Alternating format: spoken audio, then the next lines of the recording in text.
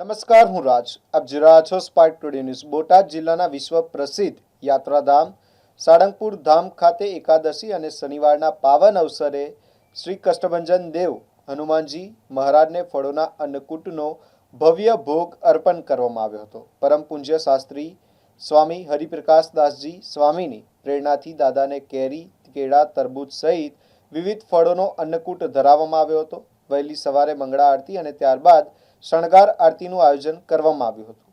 આ પ્રસંગે મારુતિ યજ્ઞનું પણ આયોજન કરવામાં આવ્યું હતું. હજારો હરિભક્તો અને દર્શનાર્થીઓએ દાદાના દિવ્ય દર્શન કરી ધન્યતા અનુભવી હતી અને સમગ્ર સાળંગપુર પરિસર જય કષ્ટભંજન દેવના જયઘોષથી ગુંજી ઉઠ્યું હતું અને ભક્તિમય વાતાવરણ સર્જાયું હતું.